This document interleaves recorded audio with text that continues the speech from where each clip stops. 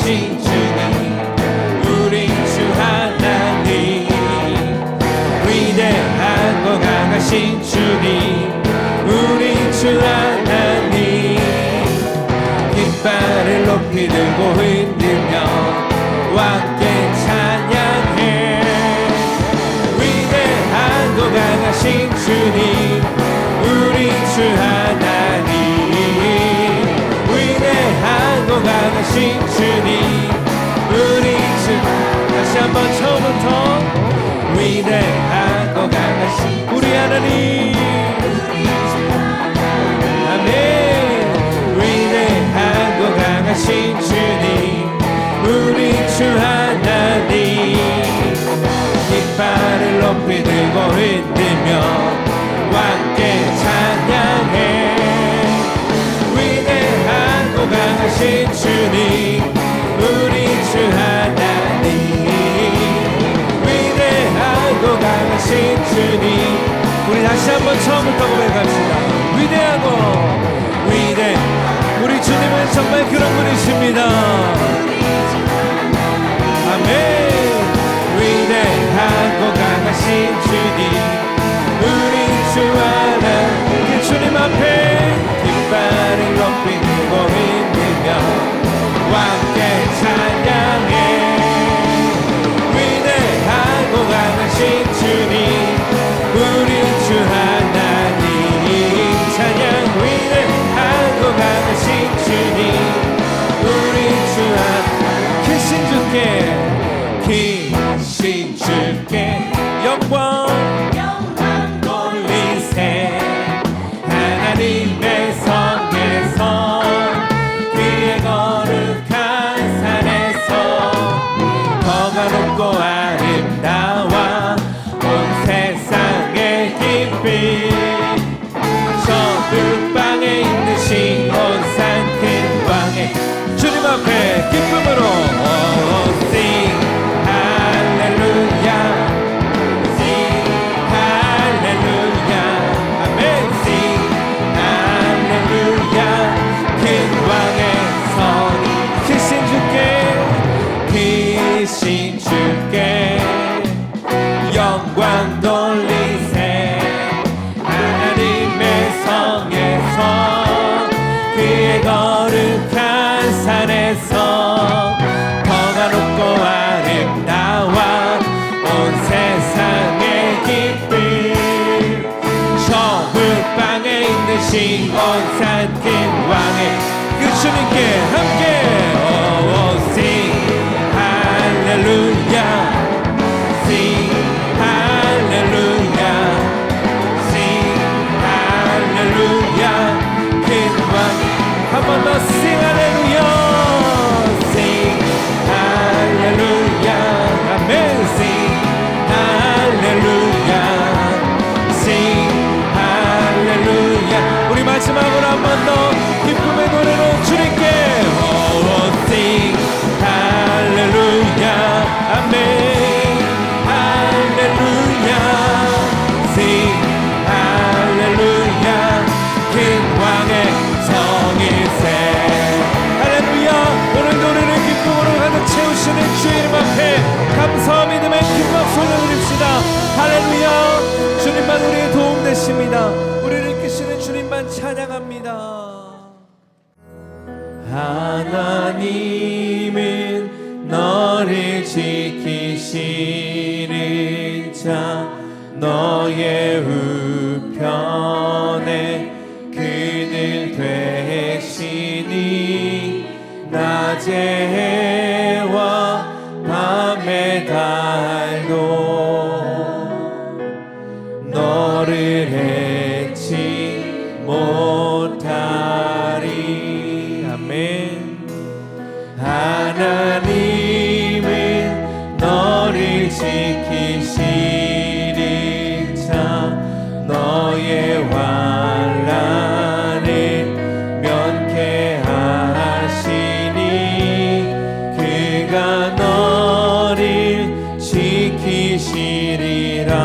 지키시리라 너의 출입을 지키시리 함께 눈을 들어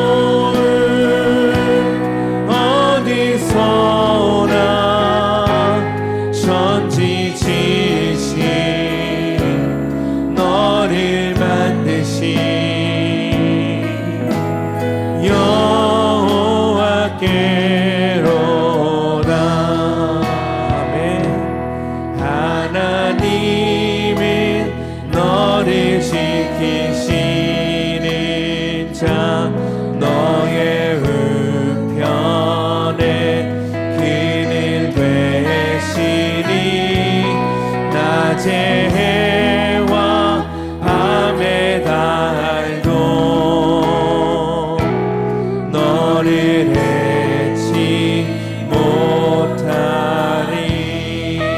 아멘. 하나님이 너를 지키시는 자 너의 환난을 면케하. 그가 너를 지키시리라. 너를 지키시리라. 주님이 지키시. 우리 함께 자리에서 일어나 고백하겠습니다. 눈을 들어 산을 보아라. 너의 도움 어디서 오나. 천지 지으신 너를 만드신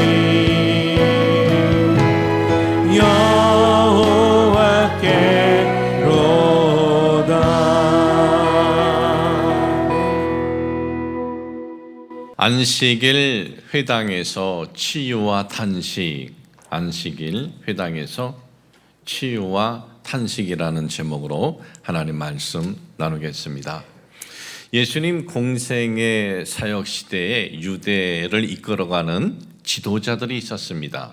그들은 바리새인, 또 서기관, 율법사 서기관, 그리고 제사장, 이들이 종교 지도자면서 유대 사회를 이끌어가는 지도자였는데, 그런데 예수님에 대해서 이들은 굉장히 불편해했습니다. 어떻게든 예수님을 제거하려고 했습니다. 왜냐하면 많은 군중들이 예수님을 쫓았기 때문에 그렇습니다. 그 당시 군중들은 이 바리새인이나 제사장이나 이 서기관, 이들의 영향 안에 있었습니다. 그들의 영향 안에 있었던 이 군중들인데, 그 군중들이 예수님 영향 안에 있는 거예요. 그러니까 자신들의 영향이 점점점 좁아든 겁니다. 이들은 자신들의 영향이 점점점 좁아지면서 예수님에 대해서 불쾌하게 생각하고 어떻게든 제거하려고 하는 것이 오늘 이 본문의 내용이에요. 본문의 배경입니다. 저들은 뭘 가지고 예수님을 제거하려고 했냐면은, 어떤 부분을 가지고 예수님을 공격하려고 했냐면은 안식일 이 규례를 어긴 것을 가지고 예수님을 공격하려고 했습니다. 안식일 규례는 굉장히 엄격했습니다. 안식일날 일하면 안 되고 안식일날 또 병을 고쳐서도 안 되는 거예요. 그런 규례가 있었습니다.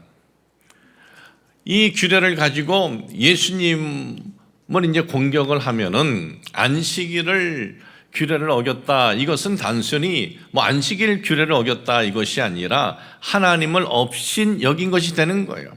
하나님을 업신 여긴 사람이다라는 것을 올감해서 예수님을 제거하려고 한 것입니다. 예수님께서는 저들의 그러한 속셈도 알고 계셨고 안식일 규례도 알고 계셨습니다. 그럼에도 안식일 날 회당에 들어가셔서 한 손 마른 사람을, 손이 오그라드는 거예요. 손을 쓸 수 없는 거예요. 그 사람을 예수님께서 치료해 주십니다.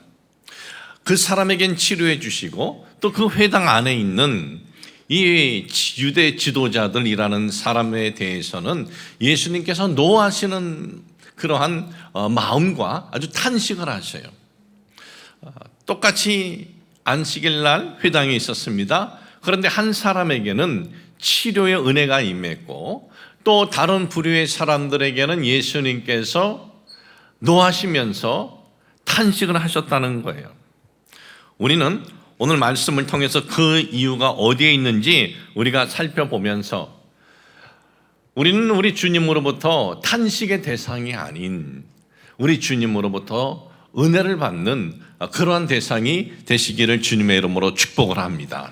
오늘 첫 번째로, 손 마른 자, 어떻게 해서 주님으로부터 치료의 은혜를 받게 되었는지 이 말씀을 보도록 하겠습니다.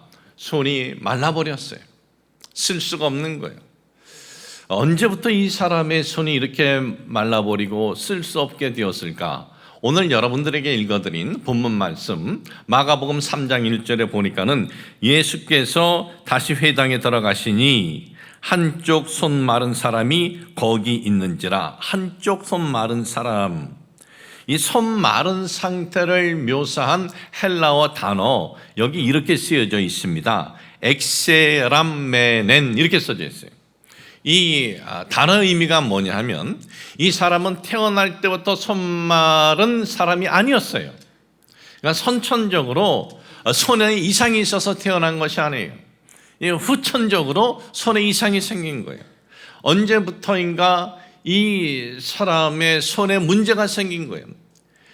병이 들어와서 생겼는지 어떤 질병으로, 아니면 이 사람이 어떤 사고를 당해서 그때부터 손에 이상이 생겼는지 그건 모르겠지만은 어느 날부터 자기 손에 이상이 생긴 거예요.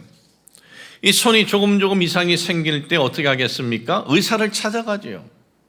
진단을 받고 의사가 권유해 주는 약을 먹고. 그러니까 이 사람은 자기가 그 손 치료를 위해서 할 수 있는 것은 다 했지만은 좋아지질 않는 거예요. 상황은 점점 나빠지는 겁니다. 이제는 손이 완전히 말라버리고 오그라지고 말았던 것입니다. 더 이상 치료가 불가능한 상태가 되었습니다. 성 제롬이라는 교회의 4대 교부 중에 한 명이 있습니다. 성 제롬. 이 성 제롬 하면은 뭐로 유명하냐면 이 불가타 성경 번역자로 유명합니다. 이 불가타라는 것은 라틴어입니다. 이 언어가 무슨 뜻이냐 하면은 백성의 언어, 이 불가타가, 그리고 보통 사람들이 사용하는 언어라는 뜻이에요. 그 당시 성경은 구약은 시브리어로 되어 있었고, 그리고 신약은 헬라어로 되어 있었어요. 그러니까 시브리어 헬라어로 된 성경을 보고 이해하는 사람이 소수뿐인 거예요. 그런데 이것을 라틴어로 이것을 번역을 한 사람이, 최초로 번역을 한 사람이, 더 많은 사람들이 성경을 이해하고 성경을 읽을 수 있도록 이 번역을 한 사람이 성 제롬이라는 이 사람이에요. 이 사람은 또 수도 운동을 일으킨 분이기도 합니다. 근데 이 사람은, 이 성 제롬은 이 손 말라진 이 사람의 생업에 대해서 뭐라고 그가 언급을 했냐면 미쟁이였다 그래요. 미쟁이가 손이 말라버렸으니 더 이상 자기 일을 할 수가 없는 겁니다. 이 사람은 이제 더 이상 아무 일도 할 수 없는 거예요. 미쟁이가 아니더라도 그 시대에는 사람들이 생존해서 할 수 있는 것은 그렇게 많지 않았습니다. 이 노동, 몸으로 때우는 일들을 하고 있었을 때 이 사람은 손을 쓸 수 없는 거예요. 자기 인생에 이런 역경이 찾아오고 이런 고난이 찾아왔는데, 이런 고난과 역경이 찾아왔는데도 불구하고 이 사람은 안식일에 어디에 있었습니까? 회당에 있었다는 거예요. 회당에. 오늘 여러분들에게 읽어드린 본문 말씀 마가복음 3장 1절에 보니까 예수께서 다시 회당에 들어가시니 한쪽 손 마른 사람이 거기 있는지라. 손 마른 사람은 예수님께서 많은 사람들의 질병을 치유해 주시기 때문에 그 예수님을 쫄쫄쫄 따라다니다가 회당에 들어선 것이 아니에요. 그는 회당에 안식일 날 있었어요. 거기에 예수님께서 오시기 전부터 있었다라는 거예요. 자, 이것은 무엇을 의미합니까? 건강했던 사람이 어떤 일을 통해서, 병이든 사고든 어떤 일을 통해서 자기 손에 이상이 생겼어요. 그것도 손이 오므라드는 거예요. 남에게 보이기가 창피한 그러한 모습이 된 것입니다. 자기 생업을 할 수가 없는 거예요. 앞으로 자기 앞날이 깜깜한 거예요. 그럼에도 불구하고 안식일 날 나는 하나님 말씀을 듣겠다, 나는 하나님을 정의하겠다 하면서 회당을 찾았다는 거예요. 그의 이런 행동은 우리가 무엇을 알 수 있습니까? 이 사람은 자기 인생에 어려운 일이 있고 시련이 있어도 최고의 가치를 어디에 두었느냐? 하나님께 두었다는 거예요. 그 하나님을 예배하고 그 하나님의 말씀을 듣고 그 하나님을 경외하는 것, 이것이 자기의 삶의 가장 귀한 가치로 여겼던 것입니다. 뿌리 깊은 나무라는 출판사가 우리나라에 있었습니다. 아주 유명한 출판사였습니다. 그 출판사를 시작한 분은 누구냐 하면 고 한창기 씨입니다. 이분이 누구냐 하면은 우리나라의 최초로 브리터니카 백과사전을 들여온 분이에요. 시카고 본사에 있는 걸 우리나라의 최초로 이 브리터니카 백과사전을 들여와서 우리나라 최초로 이것을 이 판매 마케팅을 이용해서 아주 많은 이 브리터니카 백과사전을 이거 팔았어요. 그 당시 이 사전이 얼마였느냐? 피아노 한 대 값보다 비쌌어요. 그럼에도 이 사전이 많이 팔렸어요.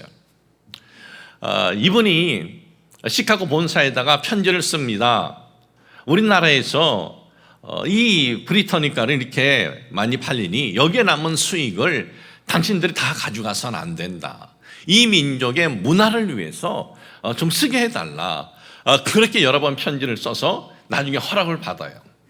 그렇게 해서 이 출판사를 그가 시작을 했을 뿐만 아니라 뿌리 깊은 나무라는 전설적인 월간지 이것을 창간을 합니다. 이분은 우리나라 문화를 살리자, 우리나라 문화로 살리자 해서 최초로 한글 전용 또 이 가로쓰기를 앞세운 전설적인 월간지를 창간합니다. 이분이 이제 대표로 있을 때였습니다. 직원들을 모아놓고 어느 날 이런 발표를 하는 거예요. 여러분, 우리 출판사가 판소리 전집을 냅시다. 그런 거예요. 사람들이 다 깜짝 놀란 거예요. 판소리 전집이라니. 아니, 판소리 책을 내도 안 팔릴 텐데 판소리 전집을 내자는 거예요. 아니, 판소리 전집을 누가 사서 읽겠습니까? 그리고 이 상황이 또 그렇게 그때는 안 좋았대요. 그래서 이 편집부장이 사장님, 우리 지금 그거 낼 만한 그 형편이 되지 않습니다. 그리고 사장님, 누가 읽는다고 판소리 뭐 전집을 내자 그러십니까? 그때 고 한창기 씨가 이런 유명한 명언을 남기게 됩니다. 의미 있는 일을 하려면 돈을 낙엽처럼 태울 줄 알아야 한다 그랬어요. 의미 있는 일, 이것이 가치 있는 일이다라고 생각하면 그렇게 사람들이 중히 여기는 돈을 낙엽처럼 태울 줄 알아야 한다. 여러분, 가치 있는 것에는 아까운 것이 없다는 거예요. 가치 있는 것은. 가치가 있다고 하는 것은 내가 살면서 가장 소중히 여기는 것도 태울 줄 알아야 한다는 거예요. 여러분, 하나님이 존재하신다고 우리가 믿고 그 하나님을 우리가 계신다는 것을, 그분을 계신다는 것을 믿는다면 그분을 경외하는 것보다 세상에 더 가치 있는 것 없습니다. 여러분, 우리에게 있어서 하나님이 얼마나 가치 있는 분으로 여러분 생각하십니까? 예수님 당시에 많은 이들이 예수님을 쫓았지만 특히 병든 자들은 예수님을 많은 이들이 쫓았어요. 왜? 예수님께서 많은 이들의 질병을 치유해 주셨기 때문에. 자, 나병 환자가 났어요. 이 사건이 일어나기 전에 중풍병자가 났어요. 그뿐만 아니라 많은 이들이 귀신 들렸다가 고침받고 질병에서 치료받는 거예요. 그 내용이 어디에 있습니까? 마가복음 1장 34절에 보니까 예수께서 각종 병이 든 많은 사람을 고치시며 많은 귀신을 내쫓으시되 그랬어요. 여러분, 이런 치유의 역사가 나타났는데 귀신들이 쫓겨나가죠. 수많은 이들의 병이 고침받았죠. 그러니 소문이 다 퍼진 거예요. 그런데 이 안식일 회당에 있었던 이 손마른 사람은 예수님으로부터 그 질병을 치료받기 위해서 예수님을 쫓다가 예수님이 회당으로 들어가니까 따라 들어간 것 아니에요. 그는 안식일 날 회당에 먼저 있었어요. 그가. 그러니까 그에게 있어서 가장 가치 있는 것은 무엇입니까? 자신의 병 치료가 아니었어요. 안식일 날 회당에서 하나님 말씀을 듣고 그 하나님을 경외하는 것, 이것을 가장 가치 있게 여겼다 이거예요. 여러분, 그 당시 많은 사람들, 특히 불치의 병에 걸린 사람들, 예수님을 쫓아다녔어요. 그리고 많은 이들이 고침받고 또 소문나고 또 예수님을 쫓아다니고. 그런데 이 사람, 오늘 여러분들에게 읽어드린 이 사람에게는요, 어떤 놀라운 은혜, 어떤 특별한 은혜가 임했는지 아십니까? 다른 사람은 자기가 치료받겠다고 예수님을 쫓아다녔는데 이 사람은 예수님이 회당까지 찾아오셔요. 예수님이 찾아오셔요. 그리고 그 찾아오셔서 치료해 주셨다는 거예요. 그것도 이 바리새인들 그리고 서기관들도 있었어요. 똑같은 내용이 기록되어 있는 마가복음에 보면은 바리새인들과 서기관들이라 그랬어요. 그들이 눈을 시퍼렇게 뜨고 어떻게든 예수님을 흠을 잡아가지고 제거하고 죽이려고 하고 있는 이들이 있다는 것을 알면서도 말입니다. 본문 말씀 마가복음 3장 2절에 보면은 사람들이 예수를 고발하려 하여 안식일에 그 사람을 고치시는가 주시하고 있거늘. 주시한다. 파레테룬이라는 것은 고석거리를 찾기 위해서 아주 저기에 찬 눈으로 아주 면밀히 살펴보고 있었다라는 거예요. 그럼에도 예수님께서는 이 사람을 공개적으로 치유해 주셔요. 여러분, 우리에게 있어서 이 보편적인 은혜가 있고 특별한 은혜가 있습니다. 보편적인 은혜는 뭡니까? 누구든지 주 예수 그리스도를 믿으라 그러면 너와 네 집이 구원을 얻으리라. 이것은 누구에게 임하는 보편적인 은혜예요. 그런데 우리에게는 보편적인 은혜만 있는 것이 아니라 특별한 하나님의 은혜가 있어요. 그 특별한 하나님의 은혜는요, 아무에게나 임하지 않아요. 특별한 은혜는 특별히 하나님을 가치 있게 여기는 이에게 임한다는 거예요. 그래서 성경에 뭐라고 말씀하고 있습니까? 나를 존중하는 자를 내가 높이리라 그랬어요. 그런데 우리는 하나님을 존중하는 마음이 얼마나 있어요. 그 하나님께 우리가 가치 있는 분이라고 얼마나 우리가 여기고 있습니까? 이 시간 회당에 있으면서, 아니 우리는 예배당에 있으면서 그분을 예배드린다고 하면서, 여러분 우리가 이 말씀 아마 여러분 교회 다니면서 여러 번 들었을 거예요. 그러나 오늘 이 말씀을 통해서 다시 한번 내가 섬긴다고 하는 하나님, 내가 예배를 드린다고 찾는 이 예배당에서 그분을 내가 얼마나 가치 있게 여겼고 내가 그분을 예배하고 그분을 경외하고 있는가 돌아보는 시간이 되시길 주님의 이름으로 축복을 합니다. 두 번째는요, 우리 주님의 노하심과 탄식이에요. 우리 주님의 노하심과 탄식. 똑같은 안식일 날 회당에서 한 사람에게는 이 놀라운 특별한 은혜가 임했고, 또 다른 이 불효에게는 주님께서 노하시고 탄식을 하셔요.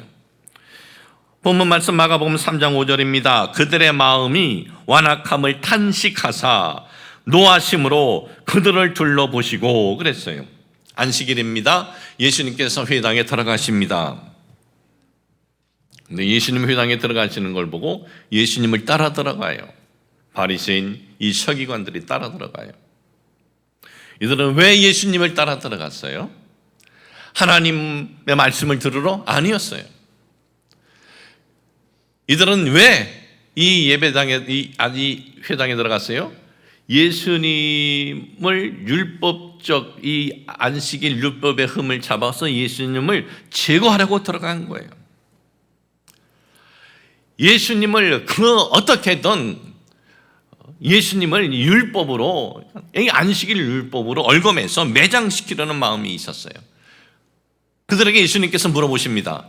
마가복음 3장 4절에서 5절에 보니까 그들에게 이르시되 안식일에 선을 행하는 것과 악을 행하는 것, 생명을 구하는 것과 죽이는 것 어느 것이 옳으냐 하시니 그들이 잠잠하거늘 그들의 마음이 완악함을 탄식하사 노하심으로. 예수님께서는 안식일에 대해서 물으셔요. 안식일 나를 물으시는 것이 아니에요. 안식일의 정신이 뭐냐? 이걸 물어보는 거예요. 안식일의 정신이 뭐냐? 하나님을 경외하며 선을 행하고 생명을 구하는 것 아니냐? 이렇게 말씀하시고 난 다음에 손 마른 사람을 치료해 주십니다. 그러면 저들은 왜 예수님께서 저들의 그 안식일 회당에 있는 저들, 왜 예수님께서 탄식하고 노하십니까? 왜 그러셨어요? 저들은 이 안식일 회당을 하나님을 경외하고 그리고 하나님 말씀을 드리려고 찾은 것이 아니라 율법이기에, 율법의 행위, 종교적 의식으로만 그들은 지켰던 거예요. 그러니까 안식일 날 회당에 들락 날락만 하는 것으로 나는 안식일 규례를 지켰다, 나는 율법을 지켰다라고 한 거예요. 그러니 안식일 회당에 있으면서도 하나님의 은혜를 체험하지 못하지요. 안식일 회당에 있으면서도 하나님의 능력을 체험하지 못한 거예요. 거룩한 안식일 회당에 있으면서 율법적인 지식은 있었지만은 율법의 정신은 없었던 거예요. 여러분, 율법의 정신이 무엇입니까? 하나님 사랑. 하나님 사랑으로 이 세상을 살아갈 때 주위를 사랑하라, 주변을 사랑하라, 사람을 사랑하라, 이거 아닙니까? 대표적인 율법 10계명, 1계명에서 4계명 하나님 사랑, 5계명에서 10계명 사람 사랑, 이것이 율법의 정신입니다. 그런데 저들은 율법의 정신이 없었다라는 거예요. 저들은 안식일의 회당을 찾는 것만으로 나는 하나님의 사랑의 표현을 다했다라고 생각을 했습니다. 그런 저들을 보면서 예수님께서는 탄식하시고 노하신 거예요. 여러분, 우리가 주일날 예배당에 얼마나 많은 예배를 드리느냐, 얼마나 오랫동안 내가 예배를 드리면서 살아왔느냐, 이거는 자랑거리가 안 돼요. 이건 자랑거리가 아닙니다. 오늘 우리는 이 예배당에서 우리가 섬긴다고 하는 하나님을 예배하고 찬양하고 경배하고 말씀을 듣습니다. 우리가 이 예배가 정말 진정한 하나님께 드려지는 예배가 되려면요, 예배의 숫자가 중요한 것이 아니에요. 예배의 시간도 중요한 것이 아니에요. 예배를 통해서 우리의 갭이, 우리의 공간이 우리 하나님과 얼마나 가까워지고 있느냐. 완전히 가까워질 수는 없지만 우리는 이 세상에서 세상이라는 공간이 있고 우리는 영적인 공간, 하나님을 섬기는 공간이 있어요. 그런데 우리는 하나님을 섬기는 이 공간에서 하나님을 예배를 드릴 적에 내가 하나님을 쫓는, 하나님의 뜻을 쫓는 이 삶의 모습이 우리가 조금 가까워져야 돼요. 그것이 진정한 예배가 되는 거예요. 그리고 그것이 하나님께서 보실 때, 주님께서 보실 적에 인정받는 예배가 되는 거예요.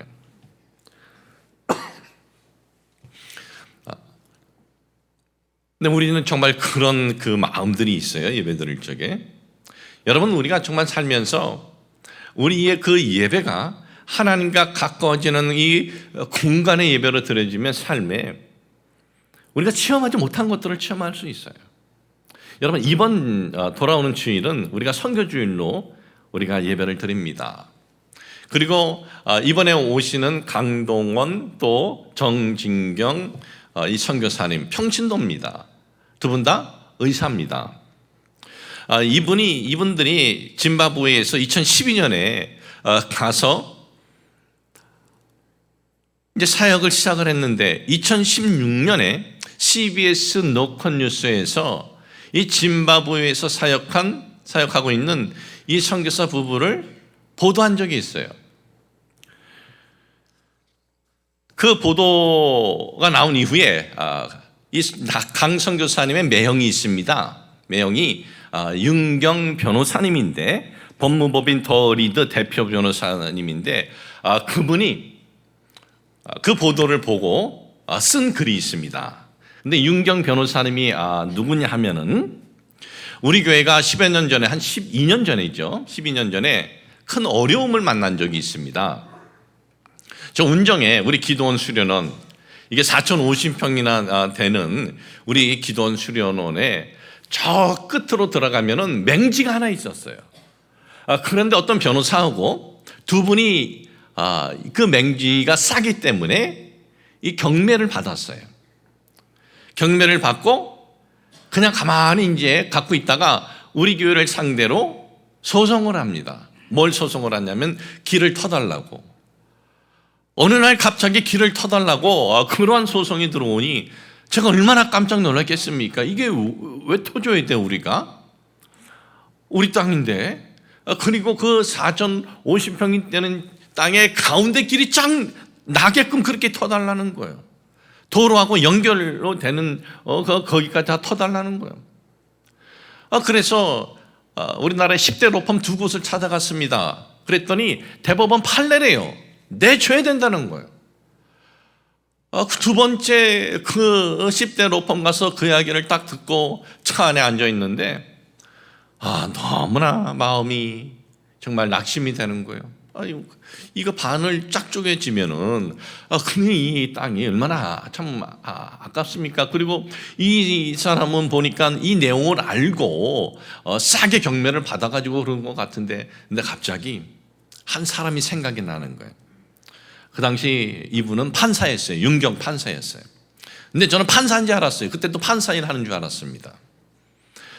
미국에 그 부부가 연수 왔을 때 우리 둘째 미셸이 돌때도 돌잔치도 이렇게 온 적도 있고, 그리고 제가 미국에서 목회하면서 한국 나올 때 이 중앙 그 법원에 서울의 서초동 가면은 또 이렇게 같이 식사도 한 적도 있는데, 갑자기 그분 생각이 나는 거예요. 전화번호가 있나 싶어서 봤는데 전화번호가 있는 거예요. 그래서 전화했죠. 왜냐하면 이 법조계에 있기 때문에 또 판사니까 좀 도움이 되지 않을까 해서 전화했더니, 목사님 저 이제 판사 아니에요 그러는 거예요. 부장판사로 20년 동안 판사하다 그만뒀다는 거예요. 지금 변호사 한다는 거예요. 그래서 내가 지금 이런 일이 생겼는데 이거 어떡합니까? 그랬더니 목사님 무조건 다 내주는 거 아니에요.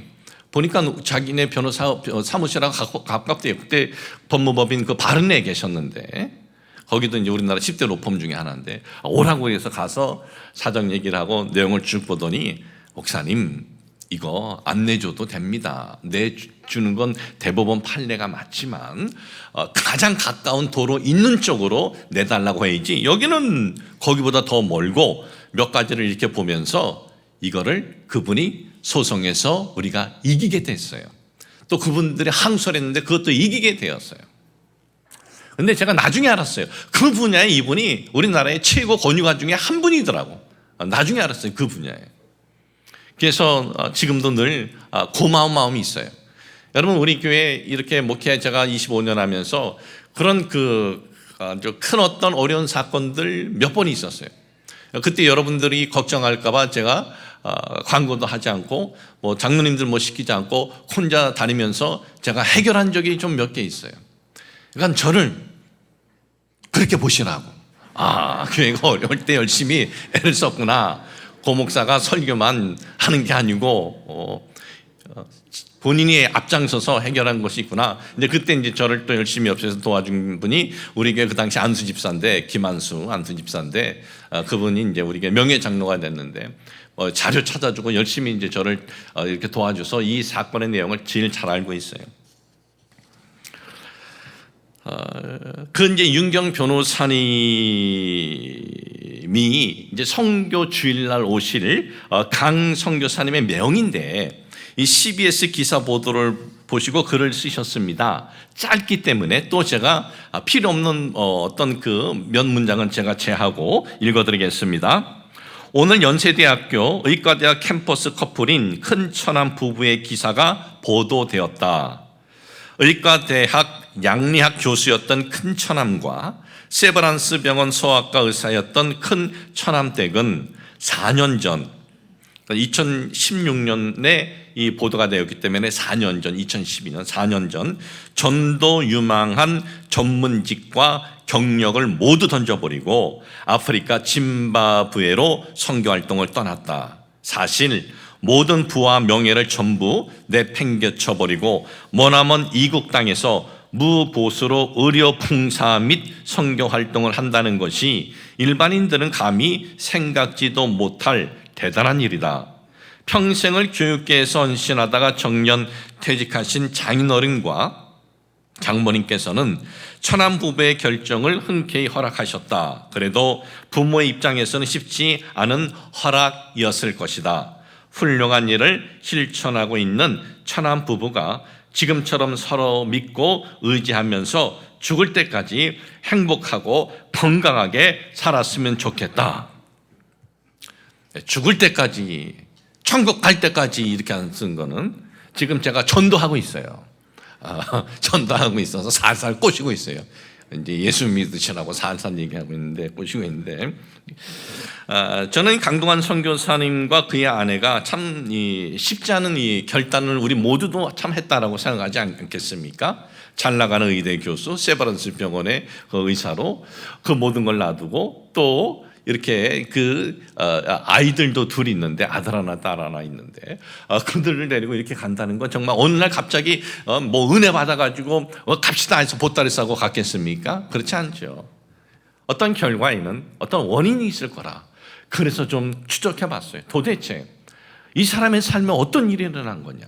이 총각댐, 강성교사 총각댐 내가 만난 적이 있는데 한번 그래서 그냥 의사로 잘 이렇게 계속 살고 있을 줄 알았는데 이런 일이 뭔가 있을 거 아니냐 추적해 보았습니다. 이분이 짐바브웨로 출발하기 1년 전 어느 한 책에서 한 문장에 도전을 받았어요. 그 도전의 내용이 뭐냐면 너의 성공 신화에서 눈을 돌려 모든 걸 포기하고도 따를 만한 분인 예수님을 위해 너의 길을 재조정해봐라. 적어도 1년 정도를 그분만을 위해 직접 나서보라. 1년만을 그분만을 위해서 한번 해보라는 거예요. 그러면 1년 동안 너의 삶에 놀라운 일이 일어날 것이다.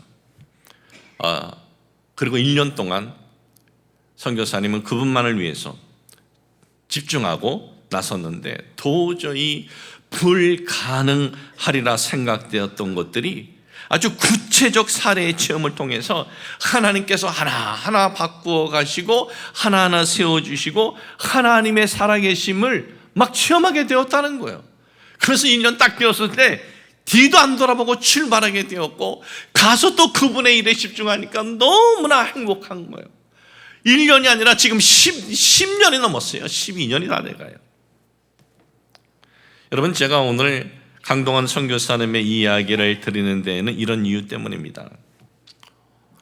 오늘 우리가 하나님을 섬기고 하나님께 예배한다고 하면서 그 하나님께 내가 한번 집중해 본 적이 얼마나 되는가? 1년? 좀 멀다고 좀 길다고 생각하세요? 그러면 6개월 아니 그게 한 3개월이라도 정말 내가 섬기는 이 하나님이 그렇게 가치 있게 우리가 생각이 되어지고 정말 그분이 영원하신 분이고 우리의 죄를 사해 주신 분이라는 그런 마음이 있다면 3개월 정도는 우리가 그분에게 집중할 수 있는 것 아니겠습니까? 한번 우리가 거기에 집중해 본다면 하나님의 그 살아계심, 그분의 그 존재하심을 우리가 체험하는 시간이 될 거예요. 왜? 하나님은 가짜가 아니에요. 사람이 만들어낸 것이 아니에요. 하나님은 지금도 살아계셔서 역사하시기 때문에 그분을 쫓는 삶에만 우리가 집중해서 단 석 달이라도 하면은 정말 그 안에서의 삶의 기쁨이 무엇인가를 우리가 체험하게 될 것이고 그리고 그분의 그 살아계심을 우리가 체험하게 될 거예요. 이것은 강 선교사님만이 체험하는 것이 아니라 오늘을 살아가는 모든 그리스도인들에게 나타나는 동일한 은혜가 될 것입니다. 저는 오늘 결론을 내립니다. 우리는 주일 예배당에서 하나님 예배드리고 있습니다. 우리가 예배드리는 하나님, 이 주일날 쉬지 않고 나와서 이 시간 예배드리는데 정말 그분 가치 있다고 우리가 여기고 예배드리고 있습니까? 정말 그분이 가치 있는 분이라는 마음으로 예배당을 우리가 찾는다면 이 시간이 우리에게 있어서 얼마나 기쁨의 시간이고 정말 감격의 시간이고 감동의 시간이 되겠습니까? 오늘 그런 마음으로 우리가 예배당을 찾고 그 하나님을 그렇게 가치 있는 분으로 여기며 우리가 그 하나님을 쫓는다면 이 손마른 사람에게 임했던 이런 특별한 은혜, 그런 은혜가 우리 모든 성도님들에게 임하시길 주님의 이름으로 축복을 합니다. 하나님 아버지, 우리가 섬기는 하나님에 대해서 우리가 얼마나 가치 있게 생각하고 있습니까? 주님, 저희들 몸만 예배당에 왔다 갔다 하는 것이 아니라 이 예배당에서 내가 예배드리는 하나님, 세상에 그 무엇보다도 가치 있고 소중하고 존귀한 하나님으로 우리가 예배드리고 찬양하고 경배하게 하여 주옵소서. 그리고 우리에게도 이 손마른 자에게 임했던 특별한 은혜가 임할 수 있도록 도와주시옵소서. 예수님의 이름으로 기도합니다. 아멘.